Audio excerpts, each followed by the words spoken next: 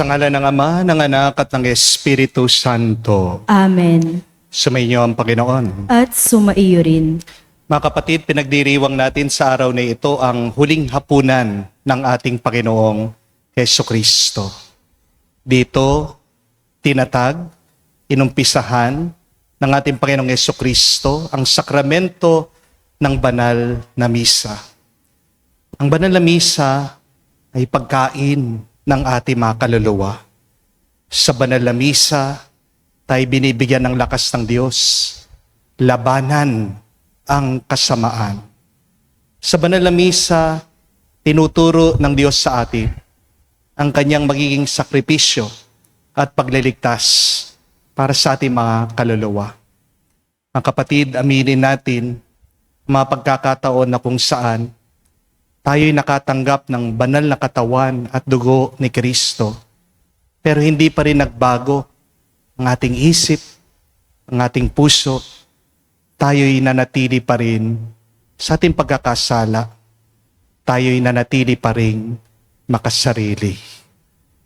Sa mga pagkakataon na kung saan hindi tayo nakapagmahal kamukha ng ating Panginoong Hesukristo, hilingin natin muli ang awa at pagpapatawad ito para tayo'y muling makitang karapat-dapat kahit nakakaunti lamang makatanggap sa mga banal na misteryo. Inaamin ko Sa makapangyarihang Diyos at sa inyo, mga kapatid, na lubha akong nagkasala sa isip, sa salita, sa gawa at sa aking pagkukulang. Kaya isinasamo ko sa mahal na Birheng Maria, sa lahat ng mga anghel at mga banal, at sa inyo, mga kapatid, na ako'y ipanalangin sa Panginoong ating Diyos. kawan tayo na makapangyarihang Diyos, patawarin tayo sa ating mga kasalanan at patnubayan tayo sa buhay na walang hanggan. Amen.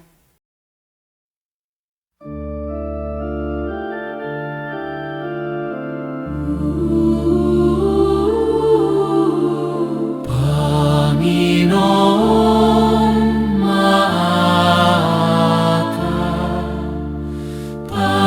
Panginoon, mabaka.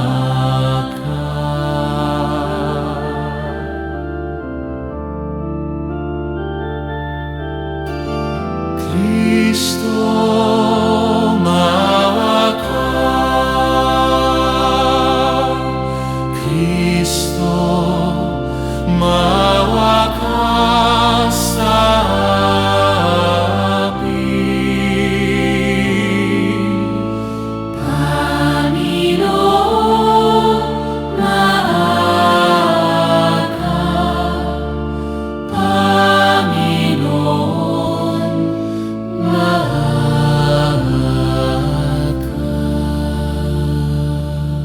Gloria in excelsis Deo.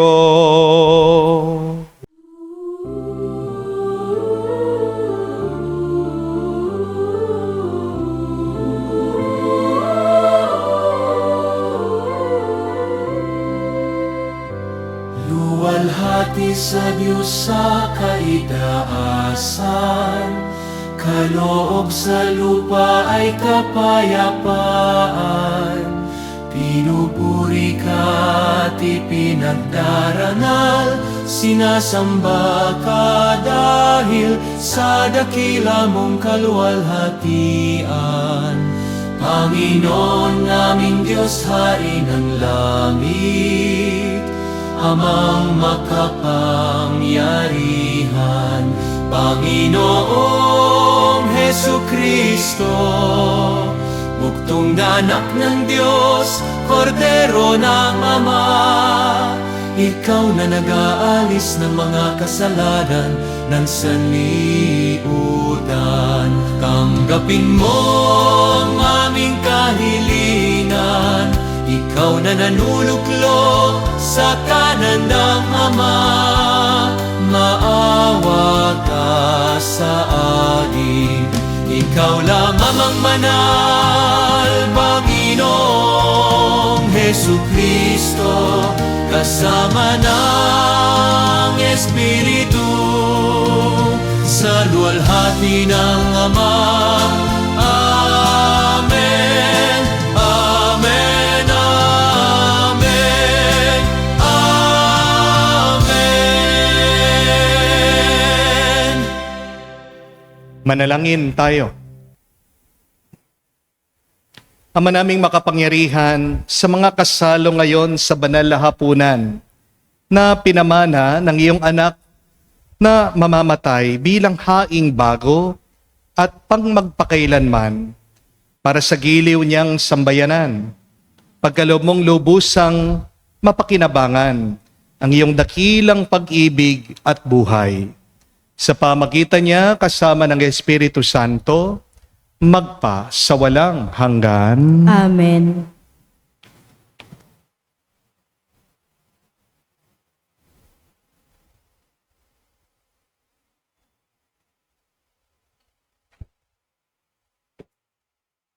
Pagbasa mula sa aklat ng Eksodo. Noong mga araw na iyon, sinabi ng Panginoon kina Moises at Aaron, "Mula ngayon, ang buwang ito ang magiging unang buwan ng taon para sa inyo. At sabihin ninyo sa buong pamayanan ng Israel na sa ika-10 araw ng buwang ito, bawat puno ng sambahayan ay pipili ng isang kordero o bisirong kambing para sa kanyang pamilya. Kung maliit ang pamilya at hindi makauubos ng isang buong kordero, magsasalo sila ng kalapit na pamilya na hindi rin makauubos ng isang buo.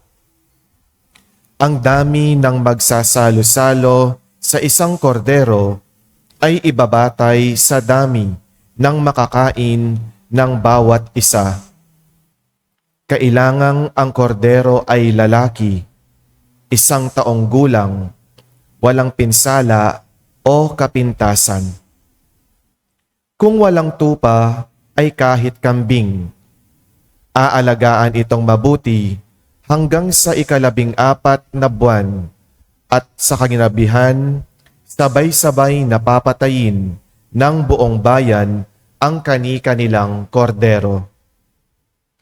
Kukuha sila ng dugo nito at ipapahid sa mga hamba at sombrero ng pintuan ng bahay na kakainan ng kordero. Sa gabaring iyon, lilitsunin ito at kakaning kasama ng tinapay na walang lebadura at ng mapapait na gulay.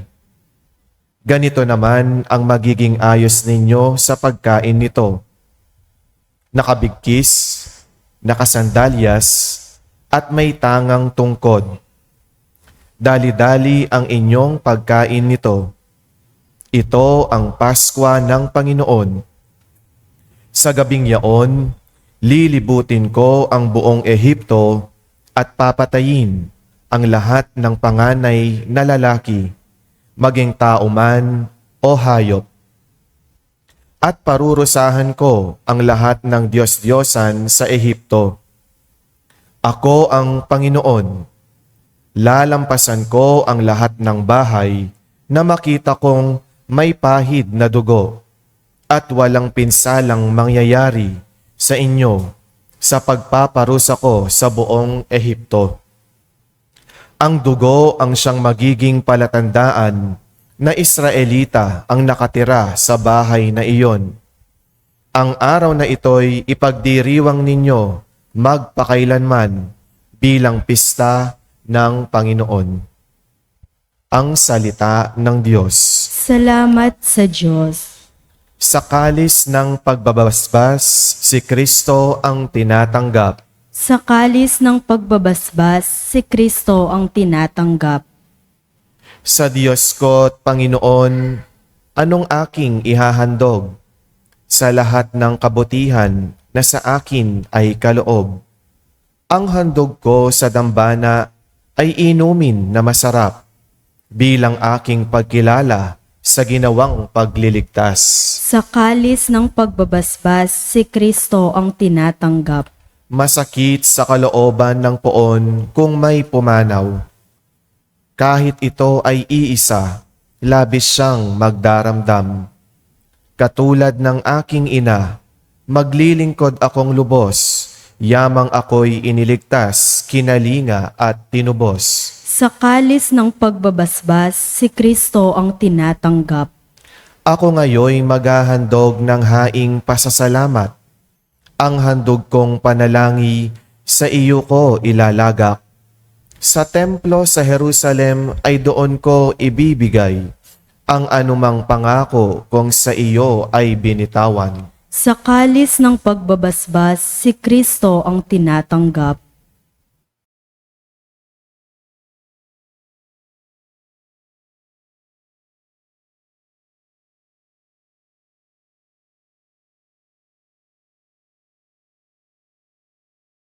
Pagbasa mula sa unang sulat ni Apostol San Pablo sa mga taga-Korinto. Mga kapatid, ito ang aral na tinanggap ko sa Panginoon at ibinibigay ko naman sa inyo. Ang Panginoong Hesus, noong gabing siya'y ipagkanulo, ay dumampot ng tinapay, nagpasalamat at pinaghati-hati ito at sinabi, "Ito ang aking katawan na inihahandog para sa inyo. Gawin ninyo ito sa pag-aalala sa akin." Gayon din naman, pagkatapos ng hapunan, ay hinawak niya ang kalis at sinabi, "Ang kalis na ito ang bagong tipan na pinagtitibay ng aking dugo. Tuwing iinumin ninyo ito, gawin ninyo sa pag-alala sa akin, sapagkat tuwing kakain kayo ng tinapay na ito at iinom sa kalis na ito, ay pinahahayag ninyo ang kamatayan ng Panginoon hanggang sa muling pagparito niya." Ang salita ng Diyos. Salamat sa Diyos.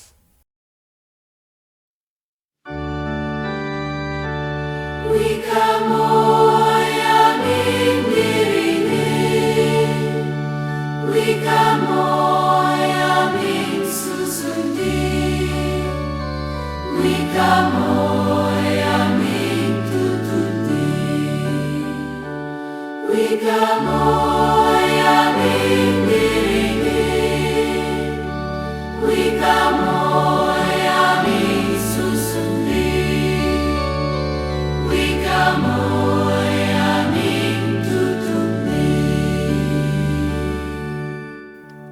Ang bagong utos ko'y ito, mag-ibigan sana kayo katulad ng ginawa ko na pagmamahal sa inyo, ang sabi ni Hesukristo.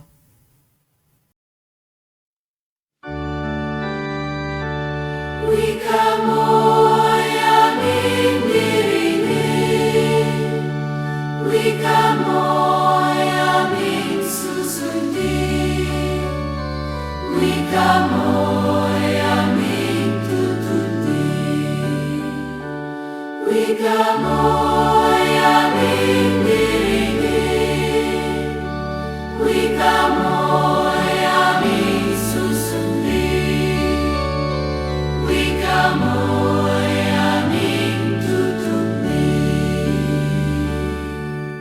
Sumainyo ang Panginoon. At sumaiyo rin. Ang mabuting balita ng Panginoon ayon kay San Juan. Papuri sa iyo, Panginoon.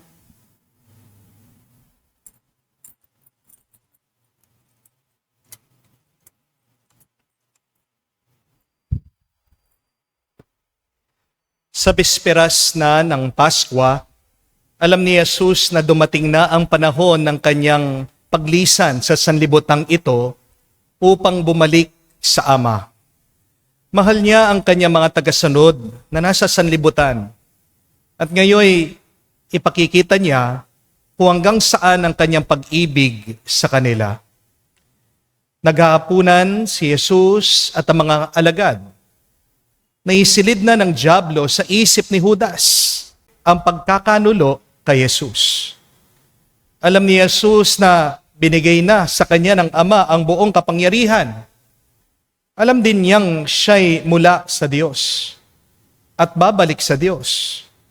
Kaya't nang sila'y maghahapunan na, tumindig si Jesus, naghubad ng kanyang panlabas na kasuotan at nagbigkis ng tuwalya. Pagkatapos, nagbuhos siya ng tubig sa palanggana at sinimulang hugasan ang paa ng mga alagad at punasan ng tuwalyang nakabigkis sa kanya. Paglapit niya kay Simon Pedro, tumutol ito. Panginoon, sabi niya, di yata't kayo pa ang maghuhugas ng aking mga paa? Sumagot si Jesus, hindi mo nauunawaan ngayon ang ginagawa ko. Ngunit mauunawaan mo rin pagkatapos. Sinabi sa kanya ni Pedro, hindi ko po pahuhugasan sa inyo ang aking mga paa. Kung hindi kita huhugasan, wala kang kaugnayan sa akin. Tugon ni Jesus.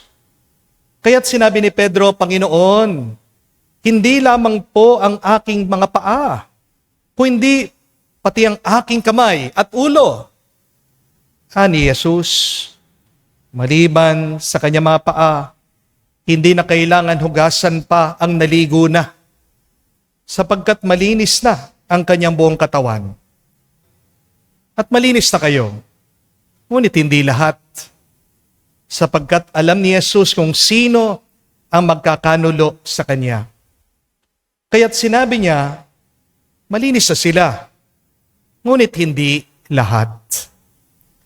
Nang mahugasan na ni Jesus ang kanilang mga paa, siya'y nagsuot ng damit at nagbalik sa hapag. Naunawaan ba ninyo kung ano ang ginawa ko sa inyo? Tanong niya sa kanila. Tinawag ninyo akong guro at Panginoon, at tama kayo. Sapagkat ako nga, kung ako ang Panginoon niyo at guro ay naghugas ng iyong mga paa, dapat din kayong maghugasan ng paa. Binigyan ko kayo ng halimbawa at ito'y dapat ninyong tularan. Mga kapatid, ang mabuting balita ng ating Panginoon. Pinupuri ka namin, Panginoong Hesukristo. Magandang araw po muli sa inyong lahat. God is good, sobra-sobra. Sobra-sobra, God is good. Magpasalamat po tayo sa himala ng internet, ng teknolohiya, dahil kahit na tayo'y nagkakahiwalay, lalong-lalo ng ating mga kapatid na OFW, mga nanganganib po dahil sa gera, tayo po ay nagkakaisa dito sa pagdiriwang ng huling hapunan ng ating Panginoong Hesukristo. We pray for world peace. We pray for the end of the war. Nakakalungkot pong balita, nung lampong last Palm Sunday, hindi daw po pinayagan ang kardinal na naka-assign doon sa Jerusalem, hindi po pinayagan din ang mga Katoliko na makapasok doon sa Church of the Holy Sepulchre. Ito po yung lugar kung saan pinako ang ating Panginoong Hesukristo. Ito din po ang simbahan na kung saan doon inilibing ang katawan ng ating Panginoong Hesukristo. Kaya nagdadasal pa rin po tayo, naway matapos na agad ang gera. Hindi lang po para tayo'y malayang makasamba, hindi para na rin sa kaligtasan ng mga inosenteng tao. Habang tumatagal po ang gera, mas dumadami po ang nadadamay ng mga inosenteng tao. Amen? At habang patagal ng patagal po ang gera, mas tumataas po ang presyo ng gasolina. Kaya marami po siguradong magsasarang business.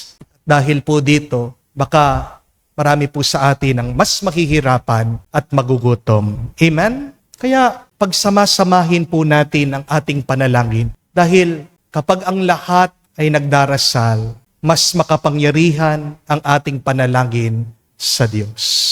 Prayers can move mountains.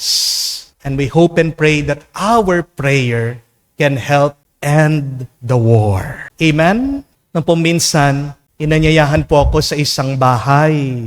Ang isang parishioner ko. Graduation daw po ng kanyang anak. Pagdating ko po, naku, handang-handa sila sa akin. Bakit?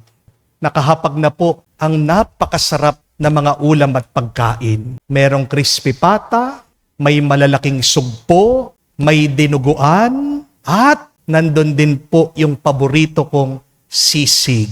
Pagkakita ko pa lang po sa sisig, ako'y napadasal. Sabi ko, thank you Lord. Masarap ang aking kain ngayon. Yun lang nga po, patay ang diet.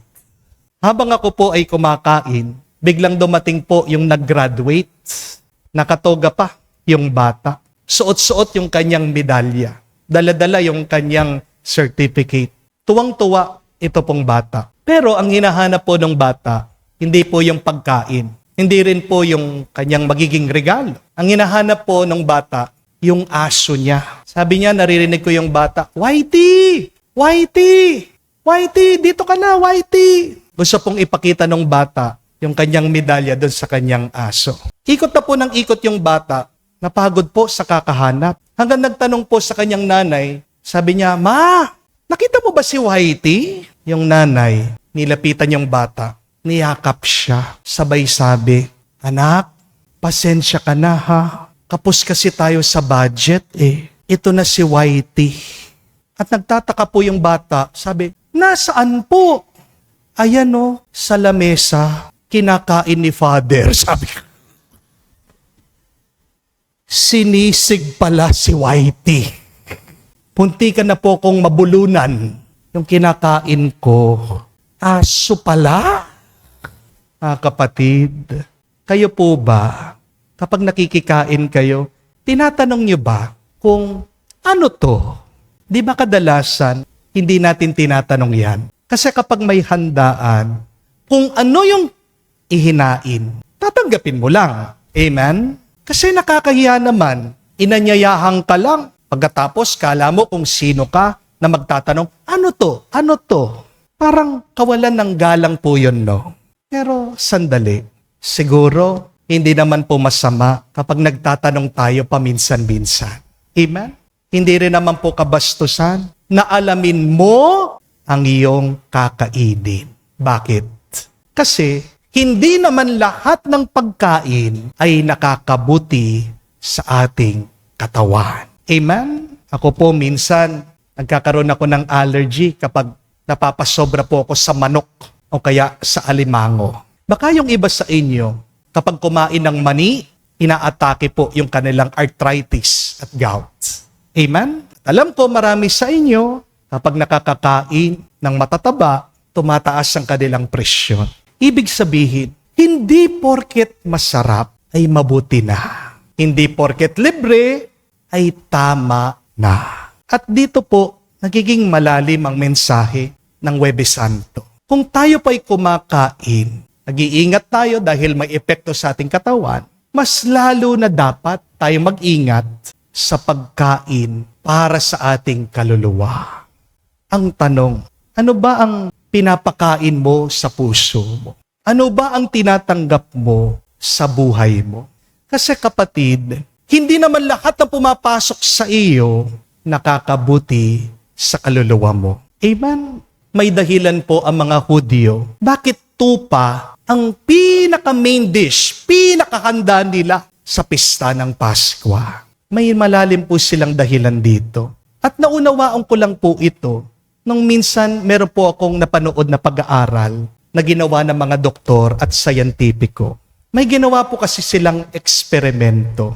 Sabi po nila, ang kobra daw po ay isa sa mga pinaka-makamandag na ahas sa buong mundo.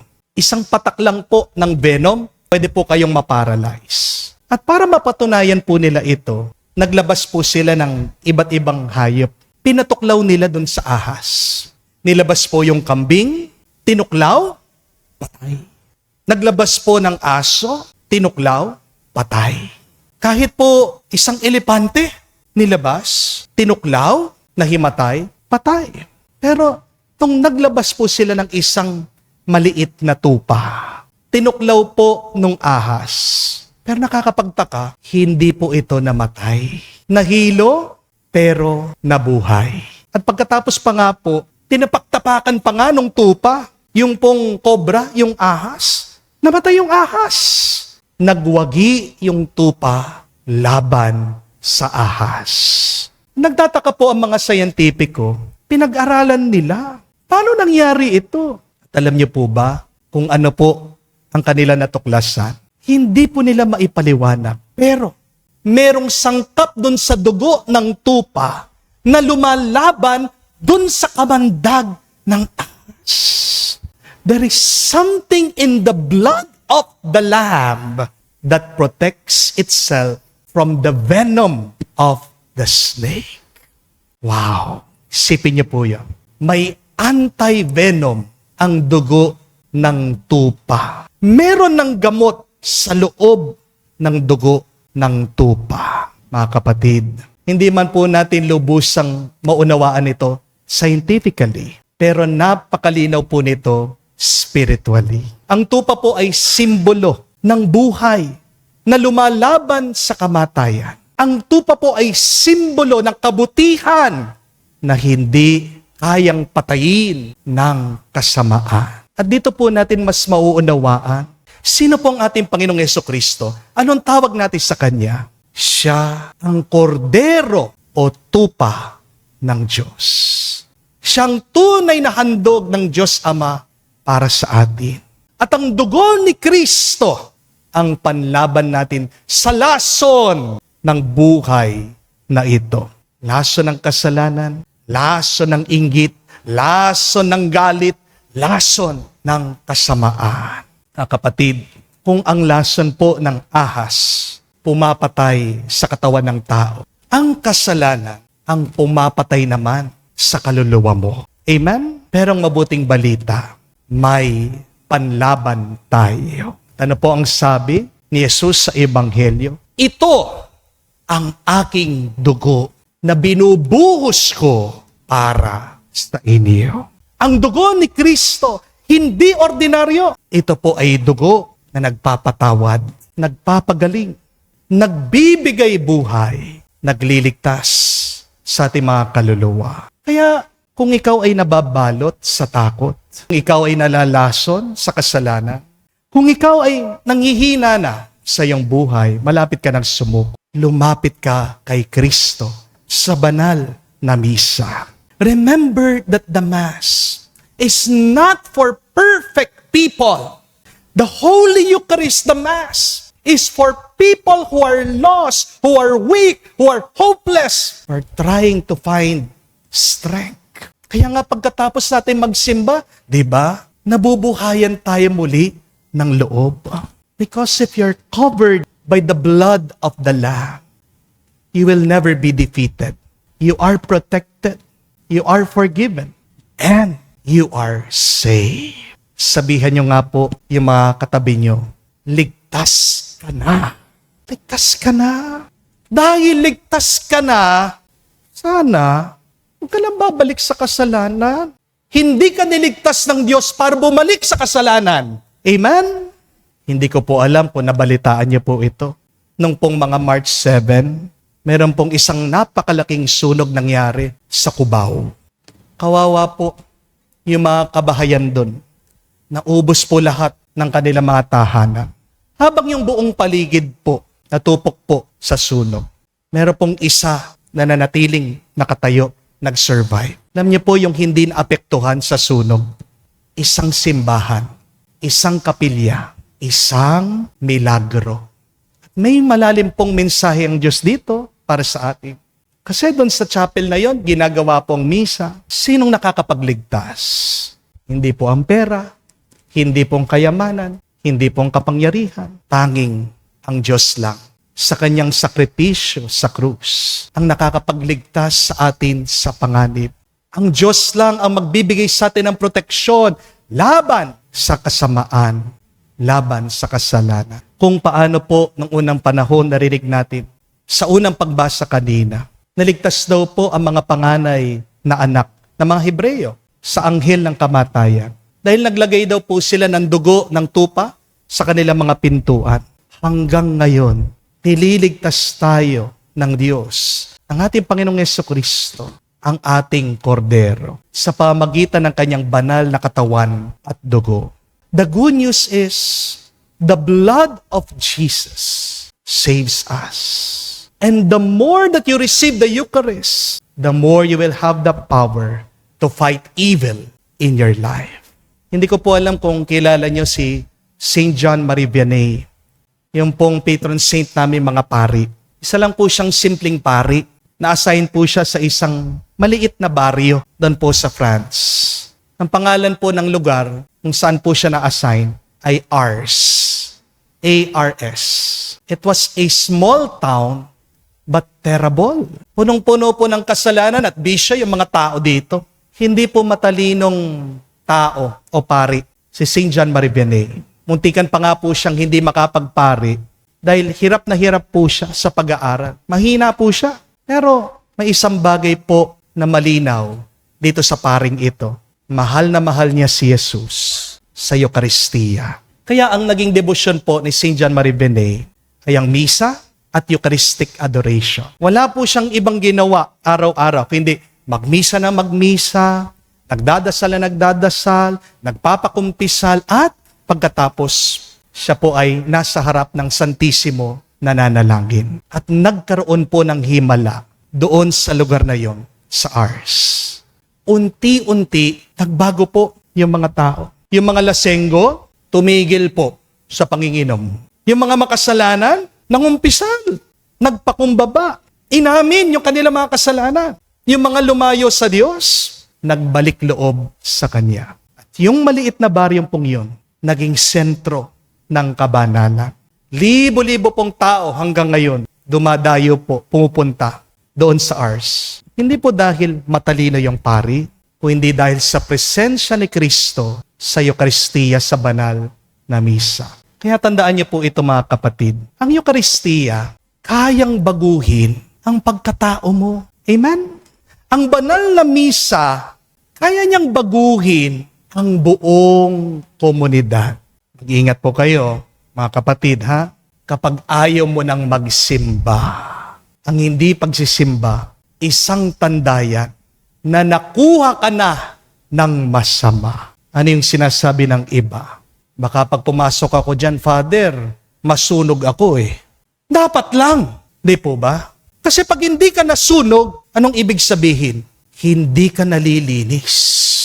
Minsan kailangan natin yung apoy para malinis, para maging puro tayo. Kapag ayaw ng isang tao na nagsisimba, anong ibig sabihin? Ayaw niyang magbago sa kanyang kasalanan. Ayaw niyang papasukin ng Panginoon sa kanyang puso. Yung taong ayaw magsimba, alam niya kasi pag nagsimba siya, iiwanan niya yung paborito niyang kasalanan.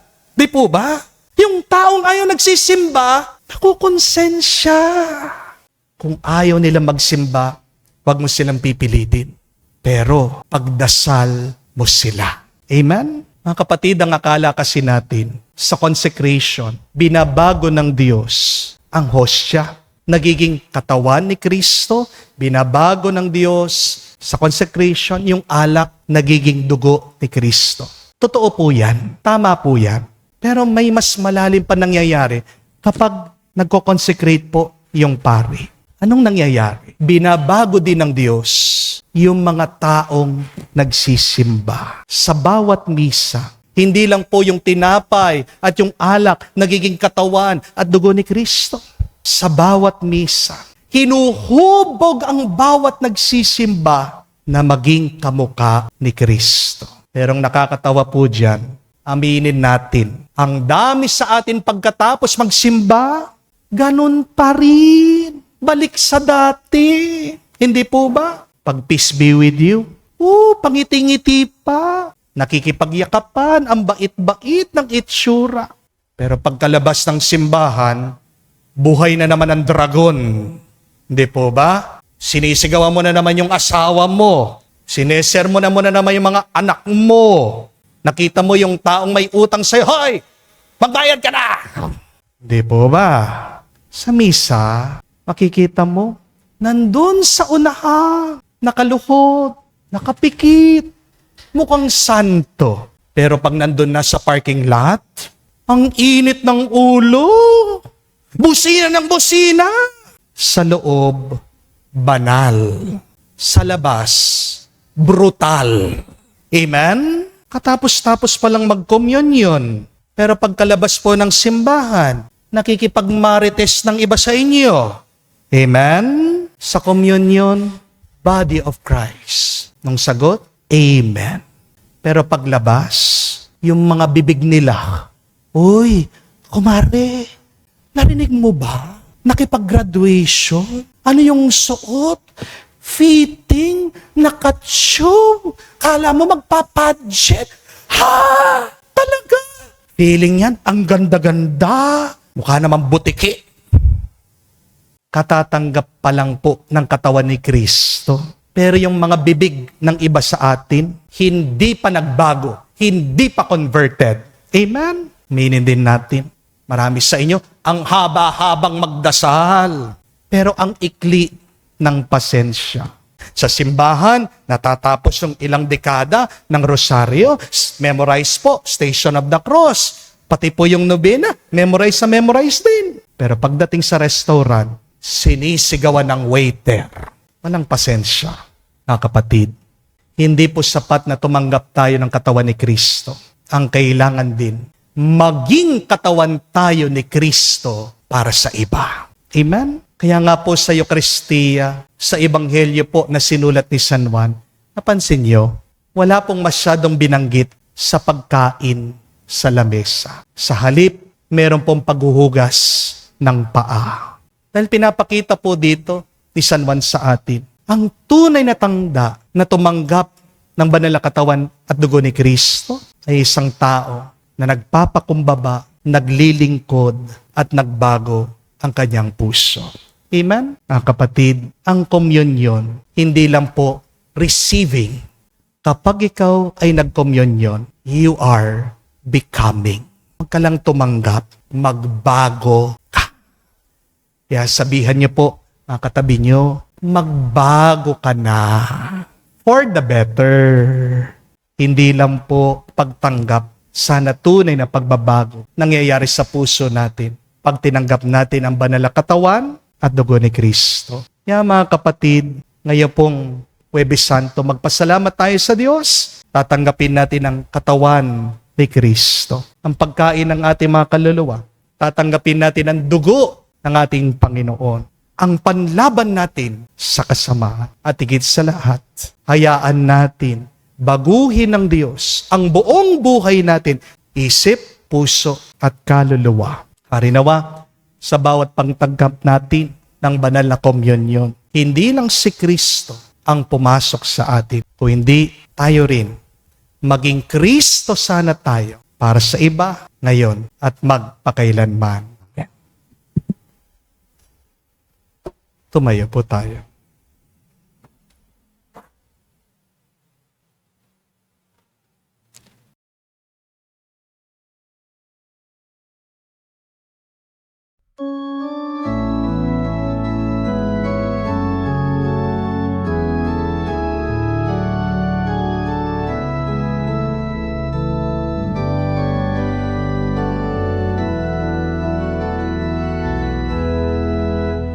Si Jesus na poong sintay naghahanda ng palangganang may tubig at ng tuwalya upang hugasan ang paa ng mga alagad niya. Huhugasan po ba ninyo ani Pedro ang paa ko? Dapat kong gawin ito, sabi ni Kristo. Si Jesus na poong sintay naghahanda ng palangganang may tubig at ng tuwalya upang hugasan ang paa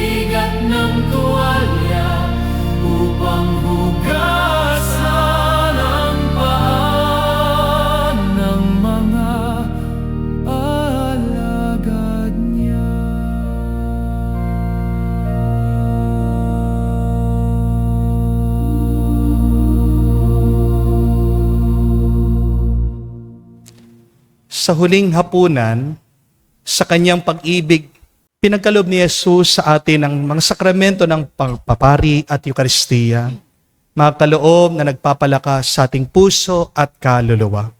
Manalangin tayo na mga banal na kaloob na ito ay magbunga ng saganang biyaya sa ating buhay. Sabay-sabay nating dasalin at sabihin, Panginoon, dinggin mo kami. Panginoon, dinggin mo kami. Para sa buong simbahan, ang kawan ni Kristo, naway magningning siya sa pag-ibig, maglingkod ng may kababaang loob, at magbigay ng bukas ang puso. Manalangin tayo. Panginoon, dinggin mo kami. Para sa Santo Papa at sa iba pang mga pinuno ng simbahan, naway sumalamin ang banayad na kababaang loob ni Kristo sa kanilang mga puso. Manalangin tayo. Panginoon, dinggin mo kami. Para sa lahat ng mga pari na ngayon ay ginugunita ang pagtatag ng kanilang pagpapari, naway yumabong ang kanilang buhay sa mapagkumbabang paglilingkod habang sila'y sumusunod sa yapak ni Kristo. Manalangin tayo. Panginoon, dinggin mo kami. Sa katahimikan po ng ating puso, banggitin natin, sabihin natin ngayon sa Diyos ang ating mga personal na pangangailangan. Ama naming pinagkaloob mo sa amin si Jesus ang aming tinapay ng buhay at walang hanggang kataas-taasang pari, matulad nawa ang aming mga puso sa Kanya, hanggang sa makabahagi kami sa walang hanggang handaan sa langit, magpakailanman. Amen.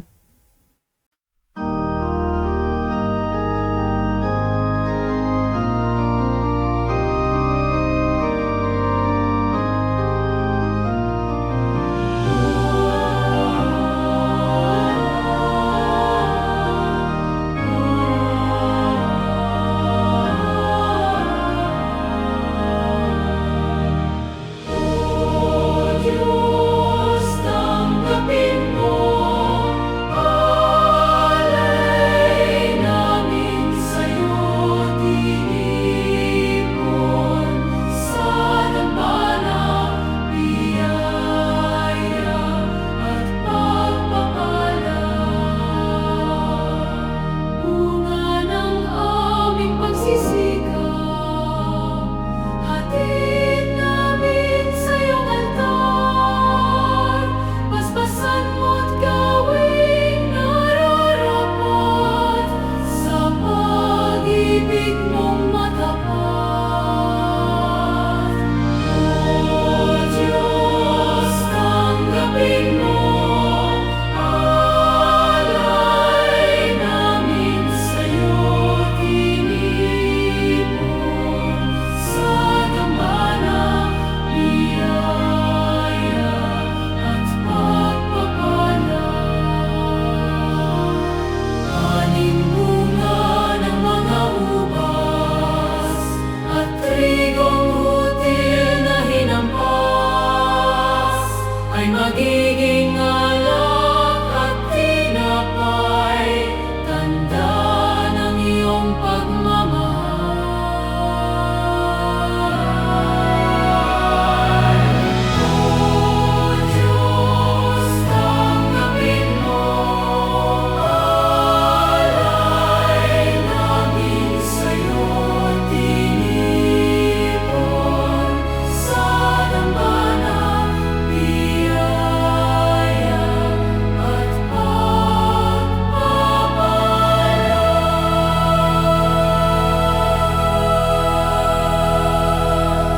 Manalangin kayo mga kapatid para ang ating mga paghahain ay kalugdan ng Diyos amang makapangyarihan. Tanggapin nawa ng Panginoon itong paghahain sa iyong mga kamay sa kapurihan niya at karangalan sa ating kapakinabangan at sa buong sambayanan niyang banal. Ama naming lumikha, ipagkaloob mong marapat na ganapin ang banal na paghahain sapagkat tuwing pinagdiriwang ang alaala ng anak mong nag-aalay, ang pagliligtas niya sa tanan ay nangyayari upang aming pakinabangan.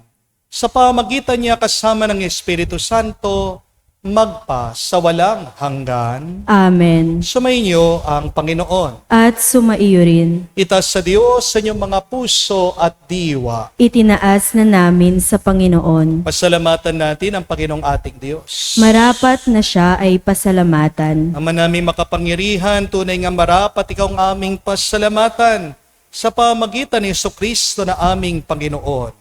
Siya ang talagang dakila at lagi mong kinalulugod na paring naghahain para sa sansinuko. Nitong pag-aalay na tangi mong binukod. Ang pagdiriwang ng huling hapunan ay paghahain niya para sa tanan upang alalahanin namin at pagsaluhan. Ang laman niya'y inihain upang lahat ay buhayi. Ang dugo niya'y dumanak ng lahat ay mapatawad. Kaya kaisa na mga anghel nagsisiawit ng papuri sa iyo na walang humpay sa kalangitan. Kami nagbubunyi sa iyo kadakilaan. Santo, Santo, Santo, Panginoon Diyos, napupuno ang langit at lupa ng kadakilaan mo. Hosana, Hosana, Hosana sa kaigaasan. Hosana saan, Hosana sa kaigaasan. Pinagpalang naparito sa ngalan ng Panginoon. Hosana, Hosana, Hosana sa kaigaasan. Hosana, Hosana, Hosana sa kaigaasan.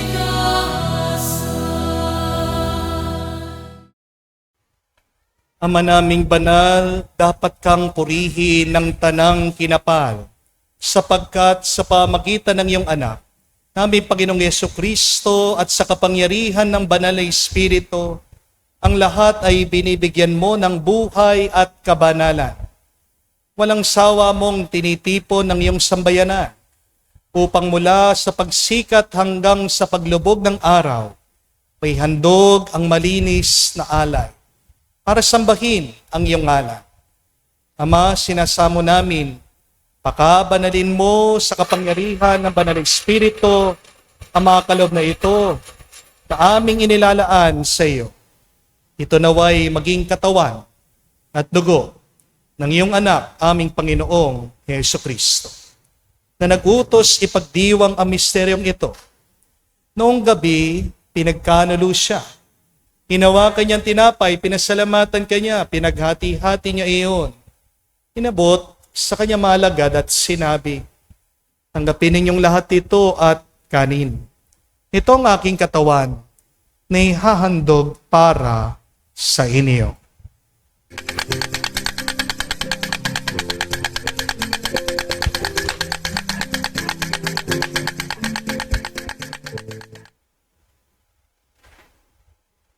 Gayon din naman na matapos ang hapunan, hinawakan niyang kalis. Muli kanyang pinasalamatan. Nabot niya ang kalis sa kanyang malagad at sinabi, tanggapin ninyong lahat ito at inumin. Ito ang kalis ng aking dugo, ng bago at walang hanggang tipan. Ang aking dugo na ibubuhos para sa inyo at para sa lahat, sa ipagpapatawad ng mga kasalanan. Gawin ninyo ito sa pag-aalaala sa akin.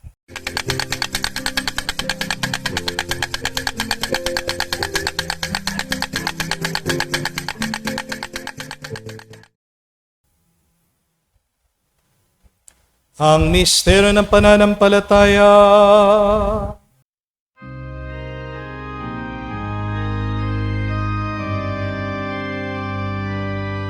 Si Kristo'y namatay, si Kristo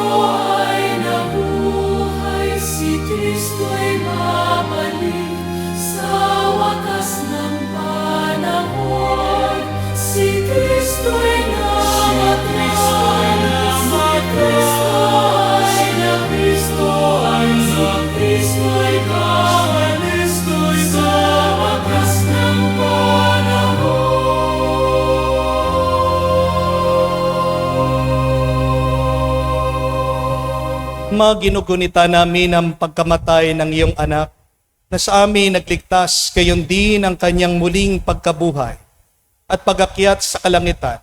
Samantalang sa kanyang pagbabalik ay pinanabikan ang kanyang bilang pasasalamat. Ngayon aming iniaalay sa iyo ang buhay at banal na paghahaing ito. Tungayan mo ang handog na ito ng iyong simbahan, masdan mo ang iyong anak na nag-alay ng kanyang buhay upang kami ay pagkasundo sa iyo. Loobin mo kaming magsalo-salo sa kanyang katawan at dugo, ay mapuspos ang Espiritu Santo, ay maging isang katawan, isang diwa kay Kristo. Kami naway gawin niyang handog na habang panahon nakatalaga sa iyo. Tulungan nawa niya kaming magkamit ng iyong pamana, kaisa ng Ina ng Diyos, ang mahal na Birhen Maria, kaisa ng mga apostol, mga martir, si San Fernando, ang patron ng Arkidiyocesis, kaisa ng lahat ng mga banal, na aming inaasahan laging nakikiusap para sa aming kapakanan. Ama, ang handog na ito na aming pagkikipagkasundo sa iyo ay magbunga nawa ng kapayapaan at kaligtasan para sa buong daigdig. Patatagin mo sa pananampalataya at pag-ibig ang iyong simbahang naglalakbay sa lupa, kasama ng iyong lingkod, si Papa Leon, ang aming arsobispo, si Florentino, ng tanang mga obispo at buong kaparian, at ang iyong piniling sambayanan. Dinggin mo ang mga kahilingan ng iyong angkan, na gayon tinipon mo sa iyong harapan. Ama, maawain, pupupin mo at pag-isahin ang lahat ng iyong mga anak sa bawat panig at sulok ng daigdig. Kaawaan mo at patuloyin sa iyong kaharian ng aming mga kapatid na yumao. At ang lahat ng mga lumisan sa mundong ito, tataglay ng pag-ibig sa iyo. Kami ay umaasang makarating sa iyong piling at sama-samang magtatamasa ng iyong kaningningan walang maliw, sapagkat aming masisilayan ang iyong kagandahan. Sa pamagitan ng aming Panginoong Jesucristo, na siyang pinagdaraanan ng bawat kaloob mo sa aming kabutihan. Sa pamamagitan ni Kristo, kasama niya at sa Kaniya, ang lahat ng parangal at papuri ay sa iyo, Diyos Ama, makapangyarihan, kasama ng Espiritu Santo, magpasawalang hanggan. Amen, Amen, Amen, Amen, Amen, Amen. Sa nakagaling na utos sa turo ni Jesus sa Panginoon natin na Diyos, ipahayag natin ang lakas, loob.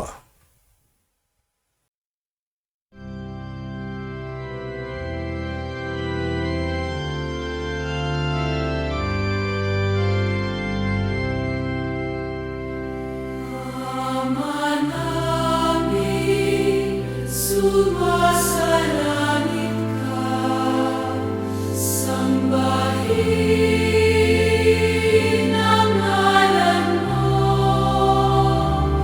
mapasa namin ang kaharian mo, sundin ang loob mo, dito sa lupa para nang sa langit.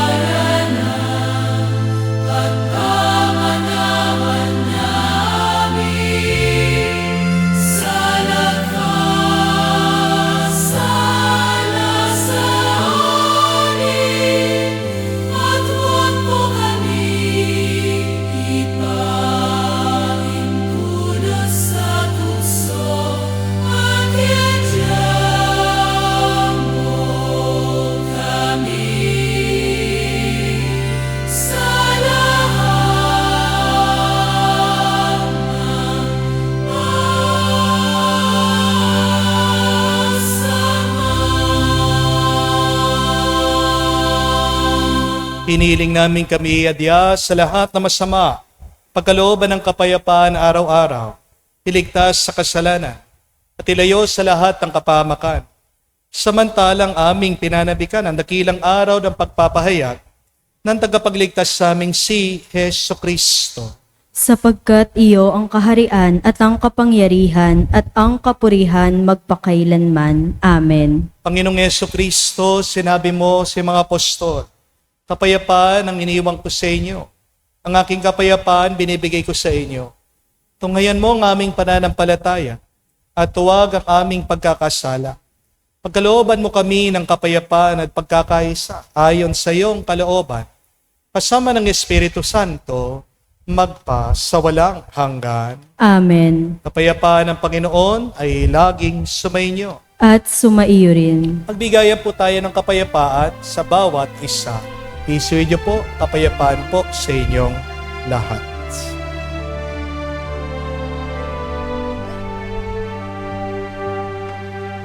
Cordero ng Diyos na nag-aalis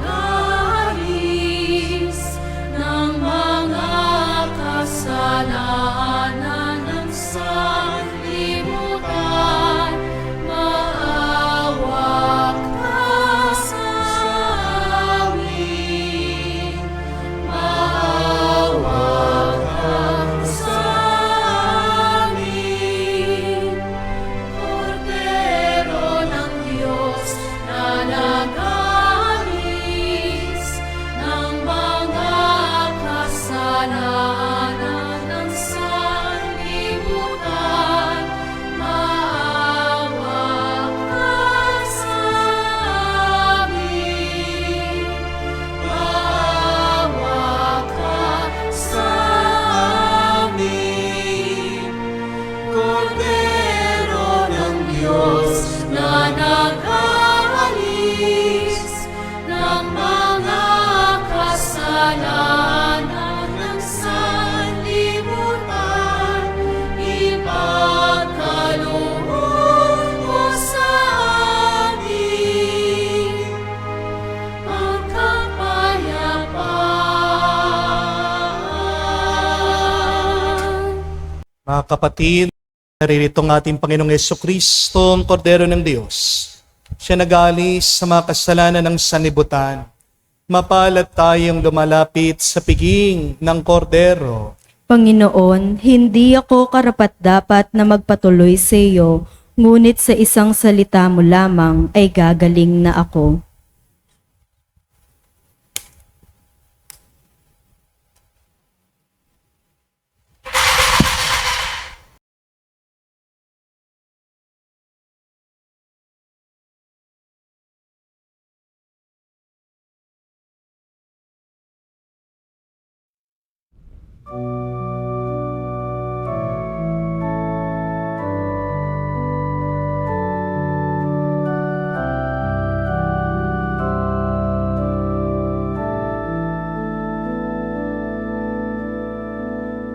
Minsan isang takip silim, may nagdiwang at may naghalin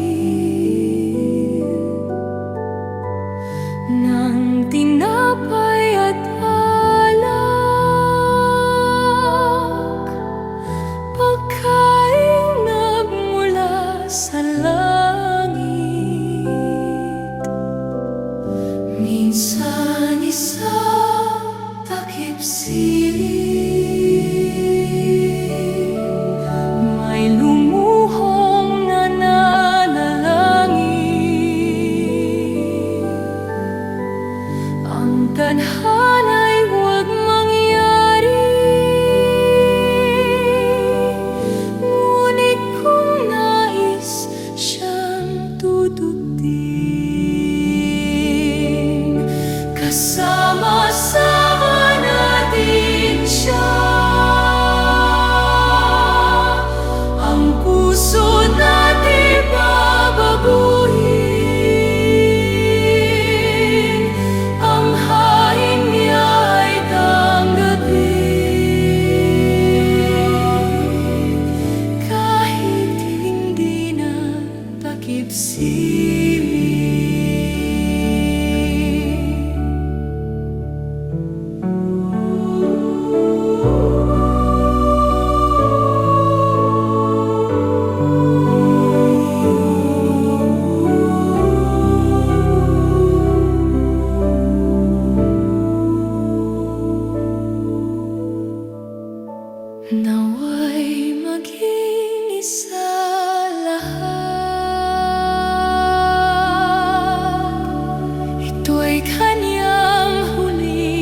mabilin sa pagmamahal ninyo. Ang mundo'y magbabago. Siya ay nasa salita at lihim siya sa sakramento. Makikita sa ating kapwa. Ano pa't sa mukha ng mga dukha. Sama-sama natin siya. Ang puso natin babaluhin. Ang hain niya ay tanggapin. Kahit hindi natakip silid. Isa-isa takip silid.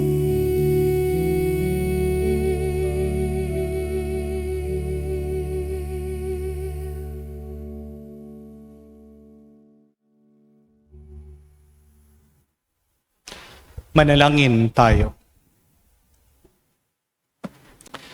Ama naming mapagmahal, pagkaloob mo sa aming pakikinabang, sa pinagdiriwang dito sa hapunan ng anak mong mahal, kami pagindapating makasalo kailanman, sa piging ng iyong piling sa kalangitan. Sa pamagitan ni Jesucristo kasama ng Espiritu Santo, magpa sa walang hanggan. Amen. Muli po, bago ang ating prosesyon ng Santissimo, bago po natin ito ilipat sa ating altar of repose, kami po ay nagpapasalamat sa inyong lahat na dumalo sa ating banal na misa, mga nanggaling pa sa mga malalayong lugar para ako po ay makita at makapagpa-picture. Maraming salamat po sa inyo. Palakpakan po natin ang bawat isa dito.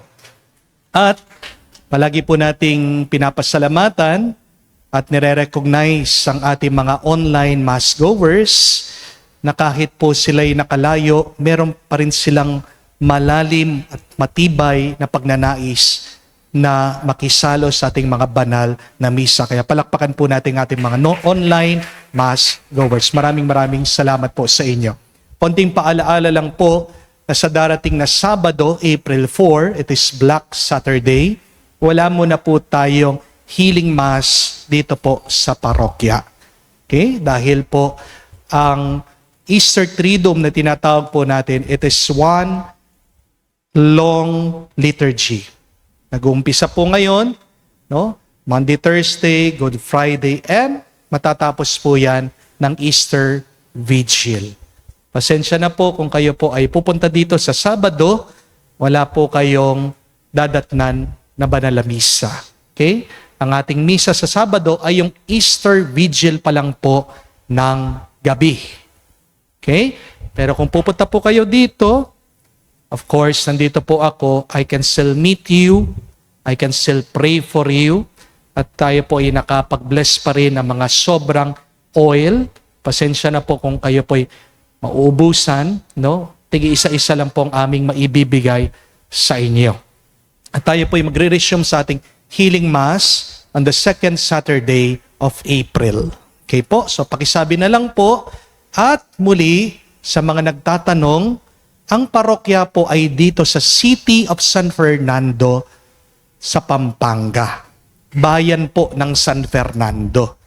Naawa lang po kasi ako, kagabi, merong dumating dito, maggagabi na talaga, nanggaling daw po sila sa San Jose, Macabebe. Ang layo po nun. Pag pumunta po kayo doon, malapit na kayo sa dagat. Naawa po talaga ako sa kanila. So, nandyan po, no? Dito po. No? Kung kayo po ay nanonood sa YouTube, makikita niyo po, St. Joseph Parish, City of San Fernando, Pampanga. At gamitin niyo po hindi po yung Waze, Google Maps. Pag gumamit po kayo ng Waze, it will waste your time. No? Yun po yung may kasalanan bakit nakarating sila doon sa San Jose Macabebe. No? Pasalamat na lang po sa Diyos dahil doon po talagang binabaha. Hindi po sila na-stranded. Kaya muli po pakisabi po, madali lang pong puntaan nito. No? Punta lang po kayo doon sa SM Pampanga. Andiyan po, magkatapat po SM Pampanga, SM Robinson. Malapit na pong parokya. Pagtanong niyo po, alam po nila, Barangay San Jose, City of San Fernando. Di po kayo maliligaw. Mas madali pong puntahan ito kaysa sa makapunta kayo doon sa dagat. Wala po ako doon. No? So muli po, maraming salamat po at naway maging mas makabuluhan ang inyong paghahanda para sa muling pagkabuhay ng ating Panginoong Jesucristo. Lumuhod po tayo ngayon para sa paglilipat ng ating Santisimo.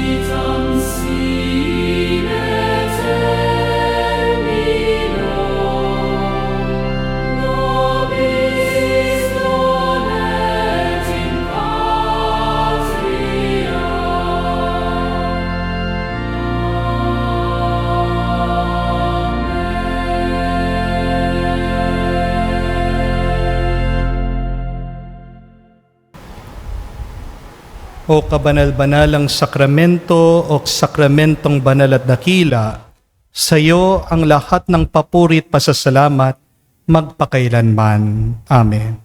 Ama namin, sumasalangi ka, sambahin ang ngalan mo, mapasami ng kaharian mo, sundin ang loob mo dito sa lupa para na sa langit.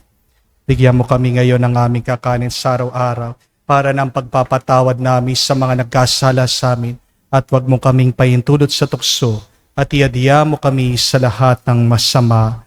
Amen. Panalangin sa harap ng Santisimo. Panginoong Jesucristo, narito po ako sa iyong harapan, tahimik, magpapakumbaba at umaasa. Ngayong araw, inaalala ko ang gabing iniwan ka ng marami, ang gabing pinili mong magmahal hanggang sa wakas. Panginoon, sa huling hapunan, Binigay mo ang iyong sarili, ang iyong katawan at dugo, bilang pagkain ng aking kaluluwa. Salamat, Jesus, sa dakilang sakramento ng Eukaristiya. Salamat sa pagmamahal na hindi nauubos kahit ako'y madalas nakakalimot.